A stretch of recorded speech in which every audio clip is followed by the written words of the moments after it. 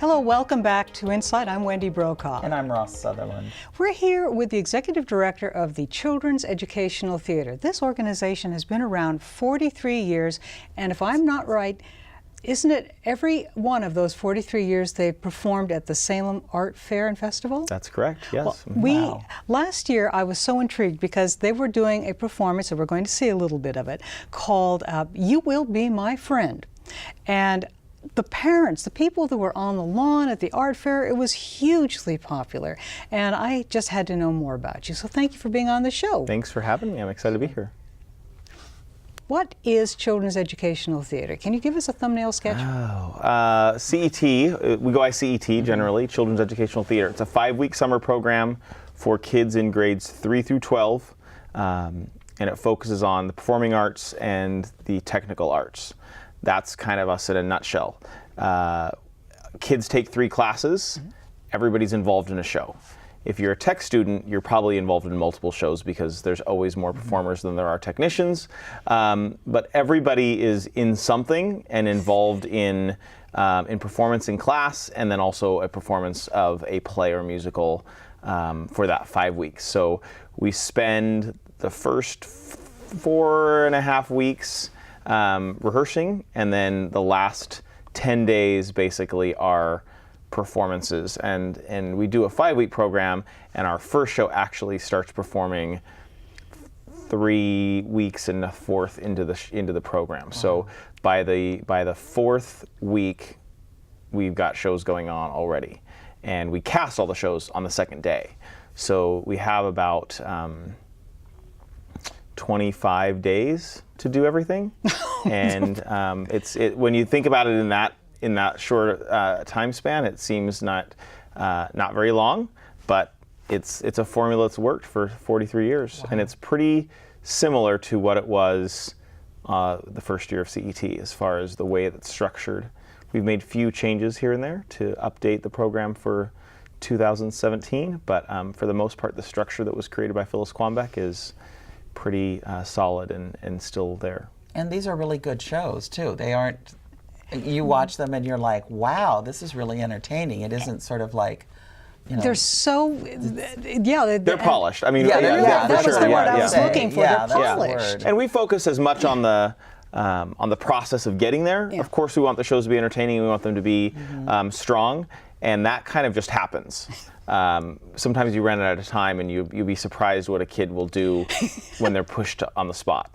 Right, and they're kind of put out there. So depending on how rehearsals are going and how the summer's going, you know, you might feel really ready in week 3, or you might be feeling not ready at all opening night, and then the kids just turn it on, and it's always amazing to see what kids will do when the pressure's on. Why don't we see that video that we can just take people there to one of those performances of You Will Be My Friend. Great. Let's take a look. I cannot wait to make a new friend. We're gonna do cartwheels and climb trees and go swimming and have a dance party. And that's what they don't see. That's what they don't see. She came close to making friends a few times. Thanks for inviting me to lunch. But something always went wrong. Oh, I love honey. You won't get any snacks unless you start liking me right now. It seemed as if Lucy would never find a new friend. And then a funny thing happened. Squawk! Squawky squawk! Oh my gosh! Are you asking me to be your friend? Squawk! I accept! Thank you for being a friend. Travel down the road and back again. Your heart is true, of a proud and a confident. You got the trouble, I got the truth. There is a million different ways. Stick together, see it through, 'cause you got a friend in me. Wow. It's amazing that happens in 3.5 weeks. Well, and also out in the park. I mean, Mm-hmm. that's different than being in a building. I mean, it's out there in the trees Exactly. and on Yep. stage. It's wonderful. I'm so curious, what was the idea behind this organization, Children's Educational Theater? Phyllis Quambeck was approached by a group of parents that said, we don't have anything for our middle school kids. We want to put on a play. Let's do a show with the middle school kids. And if you know Phyllis, she's about education first. And so she said, I'm happy to do a show, but we're going to have an educational component to it as well. And the goal is that what you learn in the classes builds a foundation for what you can do in the show. Mm-hmm. And that's kind of how CET started, is parents got together and wanted a theater activity for their kids during the summer. But it's more than that. It's so much more than that. But that's kind of the nucleus of why it started. But these are kids that you really care about the kids, not turning them into actors. Oh, for sure, yeah. And that's but the whole that's kind of kid. what Phyllis, has said. It's not going to just be about a performance. It's going to be about how we can nurture them into better people through theater. Confidence. Yeah. Well, and if you go, it's sort of like a workshop. The South Salem High School in the summer is turned into this sort of giant theatrical workshop, and there'll be a room where they have fabric and they're sewing and they're making costumes, and you'll see kids and their parents painting the set, and it's just like this whole Santa's workshop. Yeah, and it then really boom, is, it yeah. and it's amazing how it's bare when we get there, and then we put everything up, and it's this kind of crazy workshop atmosphere. And kids get to work with other people's parents, so it isn't just like these little family units buzzing around. It's like, one parent will have a bunch of different kids, which is great for kids too, to work with an adult. And you might be a tech kid that's in the tech program, and your parent might be doing, refreshments. So you might work with Susan's parent, and and learn something, and kind of work with it. It forces kids to work with different kids and different adults in a situation that's comfortable and safe.